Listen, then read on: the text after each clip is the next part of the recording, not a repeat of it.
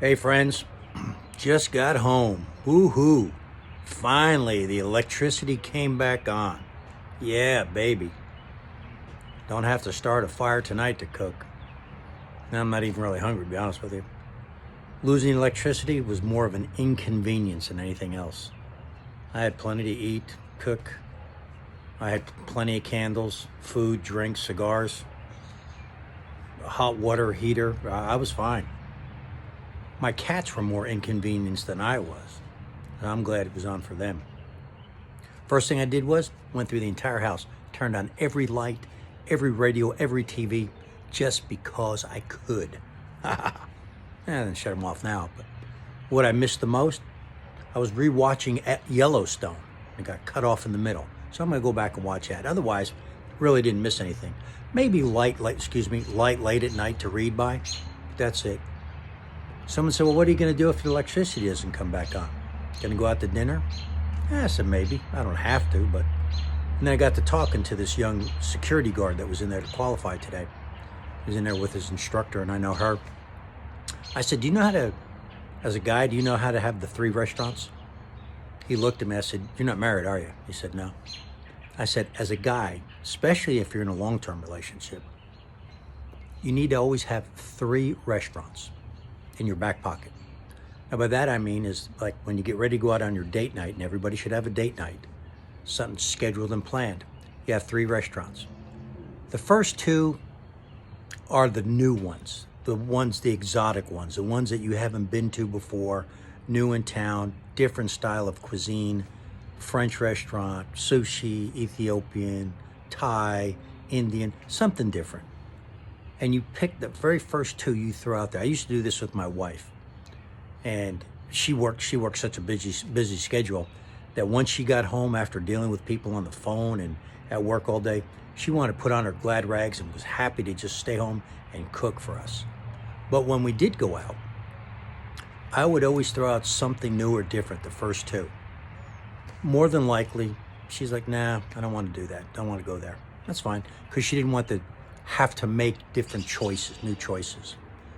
But I always had the 3rd one, and that was a special steakhouse that was her favorite, our favorite.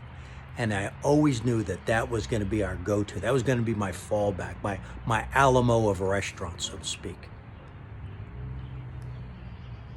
And it always worked. And next month, whenever our next date night was, I throw out another couple restaurants up front again. She might say, nah, go back to number 3. No problem. No problem whatsoever. But sooner or later, she'd say, yeah, let's try this other one. And it was perfect. It worked perfect. Every guy needs to have that 3 restaurant plan. First 2 are options. The 3rd one's, that's a no-brainer. And the reason is, and usually why the lady doesn't want to go to the new restaurants, is because most of these ladies work full-time anymore. They're maybe stay-at-home moms, homeschool.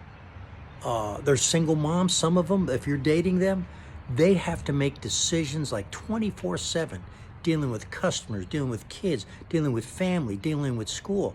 And then when it comes time to go out, they don't want to have to make decisions. They just want to vegetate. They just want to shut off. That's why you as the guy, in this case, you become the real leader. You choose what restaurant to go to. Yeah, you pick one. If she doesn't like it, she'll tell you. But you need to come up with that decision. When you get to the restaurant, we've lost how to order for our ladies. If it's your restaurant that you've picked to go to, you should know what is their specialty. Hey, babe, would you like to have a ribeye? No, I think I'd rather just have a petite sirloin. Fine, she can tweak it. What would you like to drink? Would you like a Merlot? No, I think I'd like a Cabernet Sauvignon. Or maybe just water. That's fine. But you make the option so they don't have to really think. And you don't want them to have to engage like that. They want to shut down. They want to shut off that analytical side that they've had to deal with the entire week. And now they're there to relax. You open the door as the guy. You pull out the chair. You seat them. You do the romanticizing. I'll talk about that in another video. The guy is in charge of romance, not the lady. She wants to be romanced, The guy is in charge of romance. But you make those decisions for her so she can disengage in having to, work through all these decision makings, so she can chillax, vegetate, so she can be in touch with her emotional, sensual side. So now you can woo her. Now you can charm her. Now you can make her relax and feel comfortable, and she'll be caught up in the moment. And she will really be attracted to you more than you'll ever know. And you just make her feel comfortable. And she'll be happy and thankful for it. You mark my words. I'm Jake Starr. I'm here to help you.